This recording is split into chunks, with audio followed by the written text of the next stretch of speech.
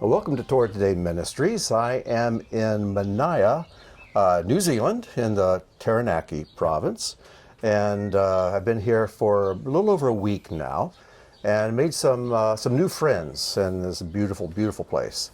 And one of those friends is Tony Sears, and Tony's been he served as our tour guide yesterday as we went up Mount Taranaki, which is a volcano which is just right that way, a breathtaking sight. And spending the last couple of days talking with Tony, I learned more of his story, and so I asked him if he would share his life with us. Yep. And he's a shy guy, and it takes a lot of courage for him to sit down and do this, but thank you so much, Tony, for being willing to share your life with us. Yeah. So you were born and raised in New Zealand. Yes. And tell us how you started off life. Well, I grew up in Hawera, which is a small town 10, 15 minutes away. Majority of my life in there. Christian home. Mm-hmm. The Baptist church. Yeah. My mum and dad, I had a really good childhood actually. Mm-hmm. Good memories. We dairy farmers, poultry farmers. There was always that Christian influence. Yes. Yeah. What else? Well, that's good. I can attest to the Christian influence because I'm staying right next door to where we're at now, where your mother lives and your sister. Yep. And they are godly ladies, wonderful people. Yeah. And but somewhere along the line, how old were you, and things kind of went off the rails for you? I think before they go off the rails, I was just thinking about this last night. When I think there was a open air campaigners children's thing at the school holidays at the church in Hawera, and I remember was we had this big van, and it was King's Kids. We used to pick up all the kids around town. Mum and Dad used to do that. And I remember sitting in the front after it had all finished, and I felt like I was missing something. Mm. And so I said to my dad, I said, I want that, yes, whatever that was. And he said, go on, go get it then. So I jumped out of the van, ran into the hall, and I remember running down to the end of the hall and skidding down on my knees in tears. Mm. How old were you at the time? 8. 8 years old. 8 years old. And I think it was a guy, Doug White.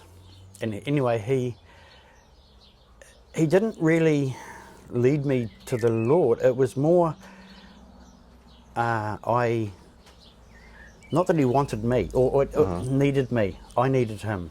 Yes. And I don't remember a sinner's prayer or anything, but I remember coming out of that hall with something in me. Mm. And I remember getting into the van with my dad and all the other kids in the back, and he said, "You get it?" And I said, "Yep, I got it." So that was pretty cool. Yes. That really changed, did something in me. I was baptized at 14. But yeah, as I said, unfortunately, I was curious about the world, mm-hmm, and high school years, I slowly, probably in my late teens, drifted away. I was going to say walk away from God, but you can't.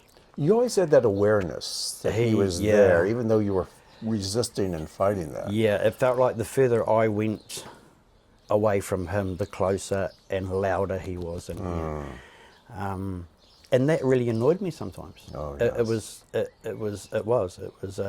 You felt like he was interfering with your fun. Yeah.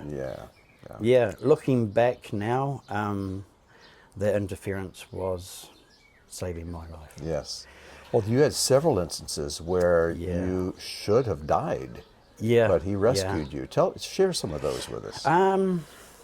Just things like I don't know, a Friday night, Saturday night, driving around town with my friends, drinking tequila or something, and then just all of a sudden get that little voice in here saying, go home. And I sort of try and ignore it, but I knew that it was him. And probably the prayers of me mum and dad as well. I heed to that voice, and I'd ask them to drop me off at home, and they'd call me all sorts of names and things, but finding out the next day that they were killed in a car accident or motorbike accident that night. Right after they dropped you off. Yeah, like 20 minutes, half an hour later. And that wasn't just once or twice, that was, multiple times. Well, there was one with a motorcycle, I remember you sharing. Yeah, that was quite weird. I was on the back of the motorbike with helmets on, ready to go, and was told to get off. And they were both killed. Yeah, and you saw them. They just dropped you off and down the road a little ways, Yeah, right? it was quite a horrific accident. It was a drunk driver hit them. Oh. So things like that, they're quite... it's hard to accept. Yes. That I remember today, actually, I haven't said this, but there was a group of about 13 of us. There's only me and my friend in Australia still alive. And the only difference that I know of is that my friend and I were both baptised. Wow. Isn't that something? So, don't know. It's sometimes hard to accept. To think that I should have been dead. Yes. So there's a purpose. So how did you deal with each of those instances? Because you knew that God was saying, get off the motorcycle, get out of the car, and then you see these disasters happen to your friends that would have happened to you. So what each time, but you kept resisting the Lord. What was the struggle that kept going on? I don't think I really... I was acknowledging that, bad things happened. I don't know whether I actually all the time understood that it could have been me. It was just the way it was. Right. I didn't even know that some of them had been killed until after a while. It was a hard thing to accept at times. But I don't think I sort of... There were times where I looked and maybe that thought went through my mind because I had that so often, wondering what's going to happen to them, type thing. And whether I should say something or try and intervene or something. But, as a 18, 19-year-old, whatever, just go with the flow and, Well, what happened to change all that? A bit of a process. I was involved in drugs. I was taking a bit, but mainly delivering stuff. I got a little bit in trouble with a few dealers and things, and always had to look over my back.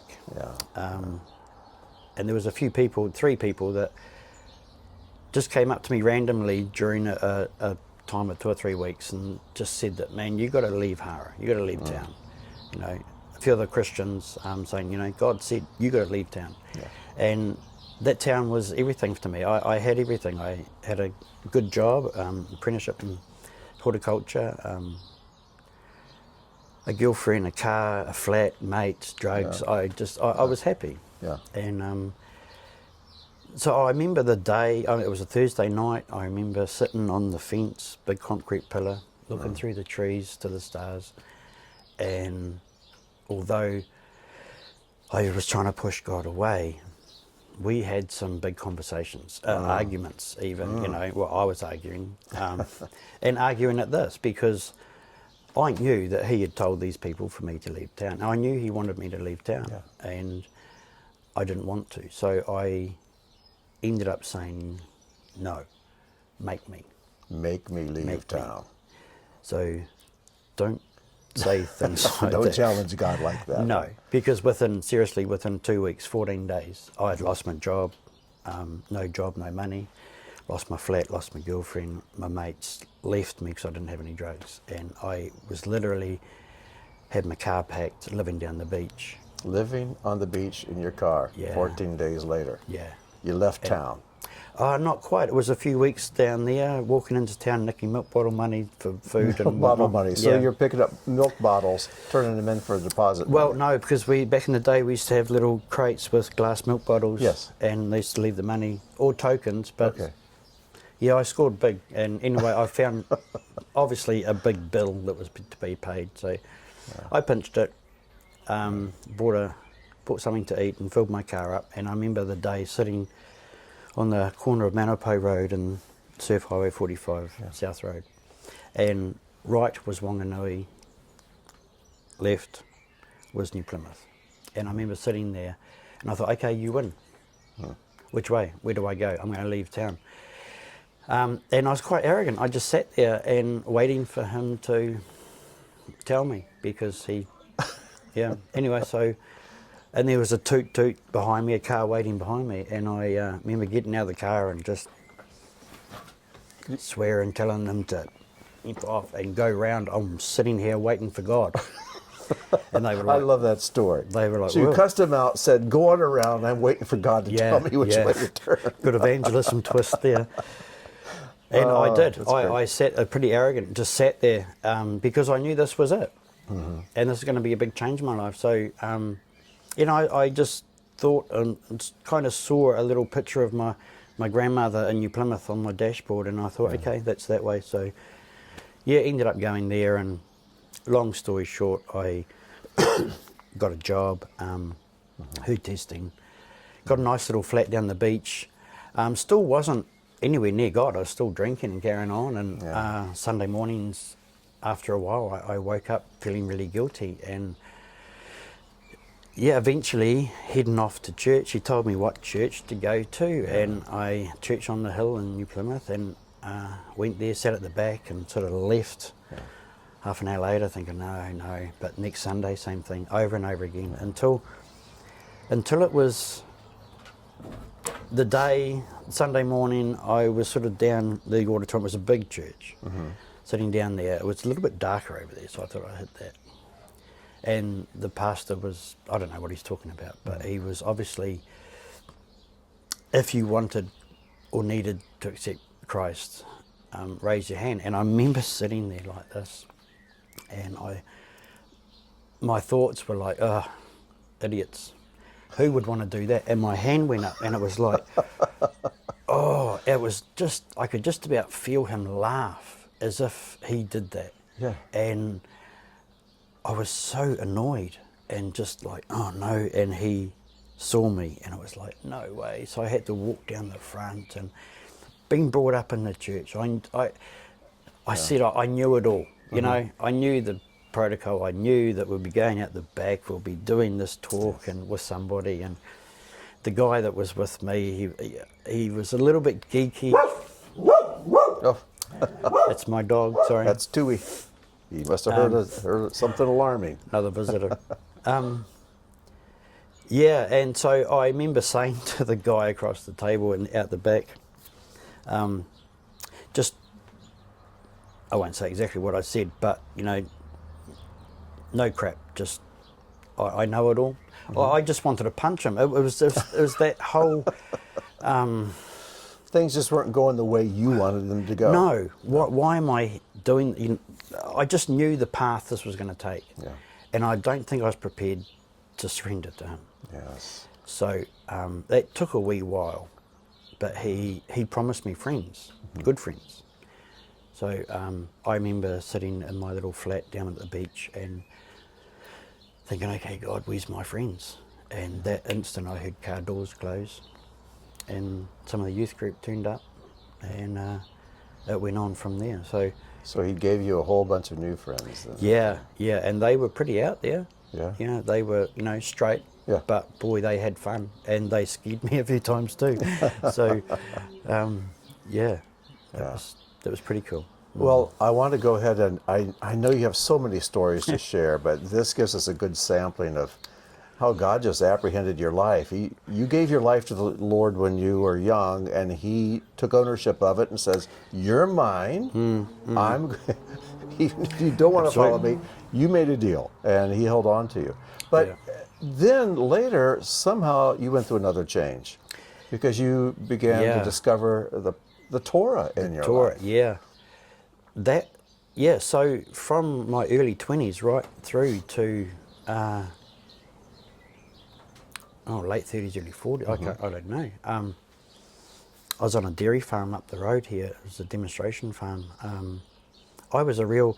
I think the reason I had an accident, and for some reason I just thought, man, if I died, because I was an elder in a church, I was a youth leader, had a really good youth centre, and I was this, I was that in God, and probably a little bit puffed up, you know. And then I thought, man, if I died and stood before Him, claiming to know Him, I didn't even know His name. And that kind of scared me in a way. It was quite weird, actually, surreal, that suddenly I realised I didn't know Him at all. I knew the religion, I knew what to say and how to say it, and led people to Christ, and that was real, you know. It's all real. He uses everything, but me personally, I just went on the search for truth. Right. So you were like an adult who still just had a child's understanding. Then you realized... Yeah, absolutely. Because I don't know what, you know, and I'm still like that because there's so much more we don't know. But, so I prayed. I was on the farm. It was a sort of one-man band, so I was milking pretty much by myself most of the time, and I used to say all my cows were Christians because I used to preach them. It was quite funny, but that was my God time, milking cows. And that voice that I had when I was younger, that I knew, still happened. And He would do things and say things to me. And I remember one day, this is probably one of the first times He really questioned my understanding of Him. I used to try and get the last row of cows on before the sunrise, and the cow shed faced east, so I could see Mount Ruapehu, which is a mountain range in the middle of the island, and I'd stand there with my hands up on the milk line. It was nice and warm, and it was, you know, cold morning, and I would watch the sunrise. And this particular morning was the most beautiful sunrise you could ever see. I remember standing there and I was like, man, God, you're amazing. This is so beautiful. I love you so much. And in here was like, how do you love me? It was like, I'm just, this is so beautiful. And how do you love me? I don't know, man, you're amazing. How do you love me? How do you love me? And it got to the point, it was, Tony, how do you love me? How do you love me? That's an amazing question. That threw me, and I was sort of like really happy and excited, and things were going well, and suddenly it was, wow, I had no words, and I was like, from real happy and like beautiful and wow to, wow, how do I love you? I don't know. That's kind of like when Yeshua asked Peter 3 times, do you love me? It's basically the same question. Yeah, it could well be. And he says, you know I love you, but he kept asking because he wasn't getting the response that he wanted. True, yeah. So it was days later, I was reading the Word, and if you love me, you obey my commandments. And I just suddenly thought, wow, what's commandments? What are they? Yeah, and it sort of progressed from there.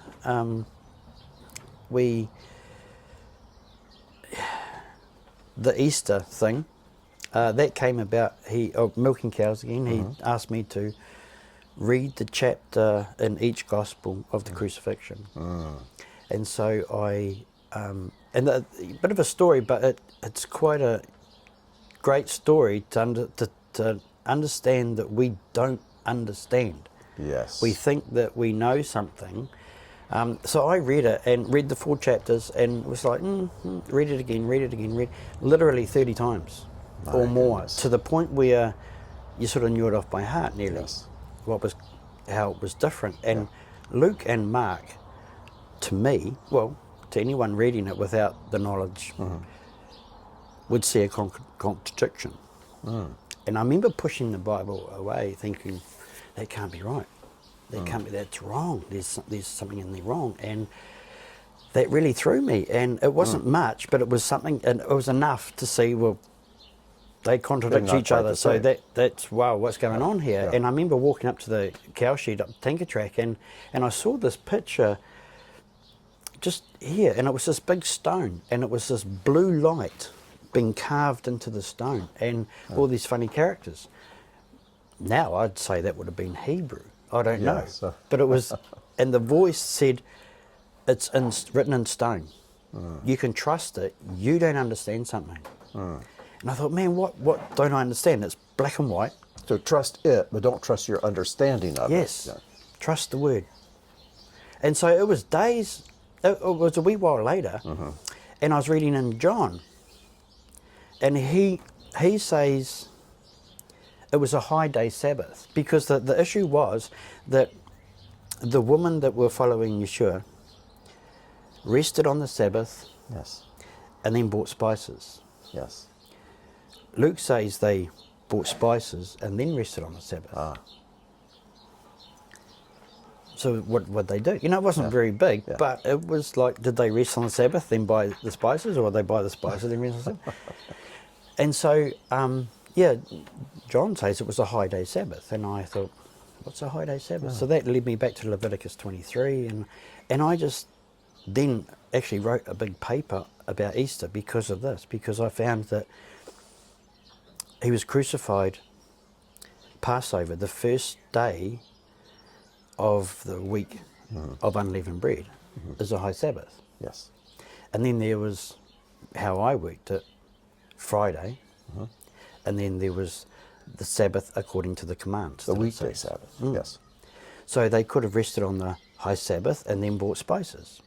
Paul or John say, or Luke and Mark. So one says they bought rested on the Sabbath, then bought spices. So it was this the high Sabbath, then they bought spices. The other ones was they bought spices, then rested on the weekly Sabbath. So there were 2 Sabbaths. They bought spices in between the 2. And so I didn't understand the holy days, so I didn't understand. They were right. Yeah. There's little gems in there, and that just took me on a journey of really wanting to know the gems in the Bible. Right. And it takes a lot of study and seeking, but you seek, you find, and that led me on to a journey of understanding the feasts and listening to a few teachings. And the weird thing was that I was here in Taranaki learning the Sabbath. Yes.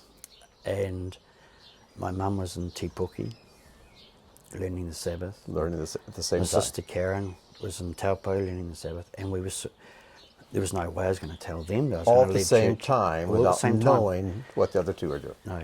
And when we found out that we were sort of all looking at the same thing, that was phenomenal. That's and we sort of amazing. knew that it's right. Yeah. How has the Sabbath changed your life? Oh man, the Sabbath is, to me, it's like the doorway into His promises. Yeah. It's, That's well put. Yeah. If you don't know the feasts or anything of Torah,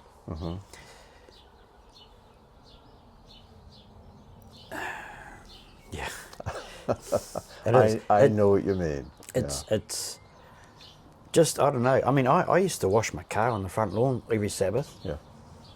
because I wasn't going to work. I didn't know. I didn't know what to do, Right, and right. I probably still don't. But yeah, the Sabbath is the doorway into amazing things, into the Torah. And So, so what is your answer to that original question that the Lord asked you?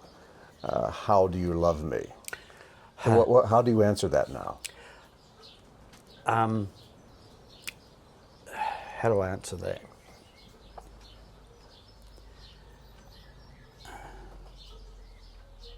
I don't know if there is a how to, apart from following his commands, but you can follow his commands and not have... And not love him. Yeah. But if you do love him, you keep his commandments. Yeah, it's sort of like a law. I put it as a marriage, type of a marriage, because it is a marriage, isn't it? It is. So you meet someone and you fall in love and you get married. So the husband has these rules. You can't go off with another woman, you can't do this, you can't do that. But when you're married, you don't go through your checklist, oh no, I can't sleep with her, I can't do this, I can't do... The rules or law doesn't matter when you love someone, because you automatically do them. Yes. Not that they don't matter, but you don't... It's not a checklist, it's a way of... Yeah. Because love... Through love, you do that. Yes, that's right. I don't think you do that to love. Right. You do but that the because... commandments to obey God and the love we have for God, they're the same. They go together. Yeah. They're the same thing. Yeah, definitely, definitely. And that's wonderful. yeah, I don't think there's a distinction between loving him and following his commands. Of course. It is the same thing. It is the same thing. Yeah. How can you say you love him and then disobey him, right? Yeah. So, are you still growing? Are you still learning? And there's so much, isn't there? Yeah. I think coming into Torah, it was like,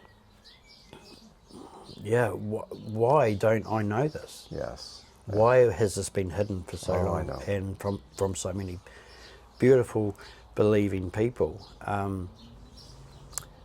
It's robbery, really is. You know. Yeah. Well, isn't it wonderful to live in a time when so many beautiful believers, like you just mentioned, are coming to this realization? Yeah. And I feel, I know I probably speak for both of us, I feel so privileged that I get to learn these things and know these things, and then be invited to New Zealand to share and to learn from you all. And it's something that's happening just all over the world. The way it did with you and your mother and your sister, all at the same time in different places. It's just, his calling for a time as this, to come back into covenant with him. Yes. And, man, we're still, the more you know you don't know. Oh, isn't that the truth? Yes. So I used to be quite arrogant in the church, thinking I knew lots. Me too. But, no, there's so much more, and that's cool. I think you said before you would something about knowing, understanding. Would never understand him. Well, never understand him. But we can know him. We can know him. We can know him. Yeah. That's wonderful. Well, our time's about up, but is there any final advice that you want to share with the people who may be watching? And the ones who are just listening, what's the bottom line for you? What would you encourage your brothers and sisters in the Lord to do? Pray for truth. I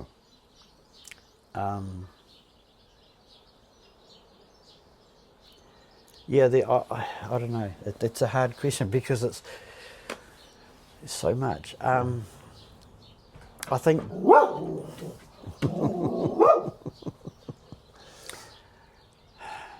I think to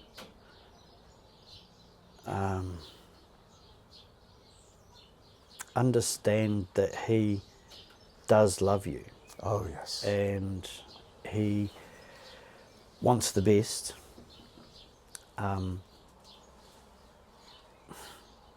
It's a hard question. I've been thinking about it. Well, I think that's a great answer, though. It's just know that he loves you. A lot of believers really struggle with that. Yeah, where you're at. I mean, you certainly don't have to be perfect to come before him.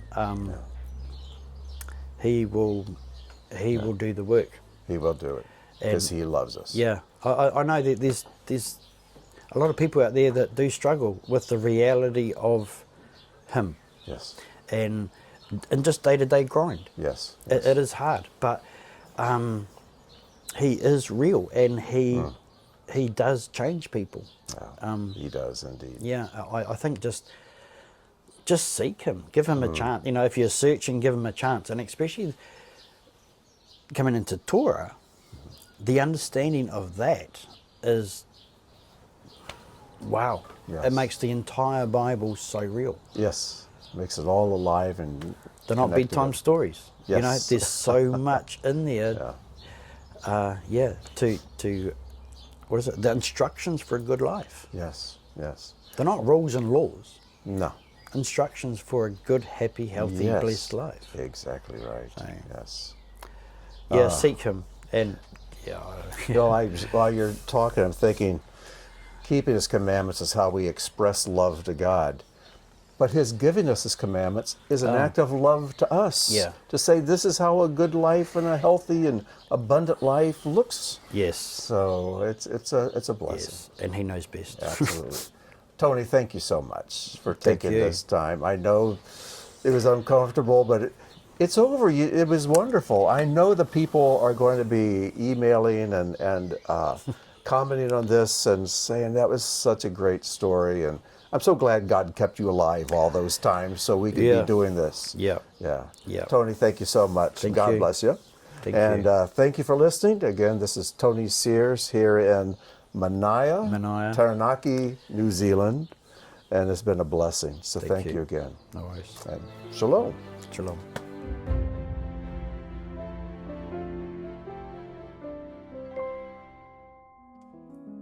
Thank you for joining us for today's teaching. If the work of Torah Today Ministries has touched your life, please consider making a donation or sponsoring an upcoming video. As a video sponsor, you'll have an exclusive opportunity to memorialize a family member, celebrate a special event, or simply support the ongoing creation of similar content. Your tax-deductible contribution helps ensure that our teachings continue to reach all who are longing for truth. Click the link or visit our website to learn more.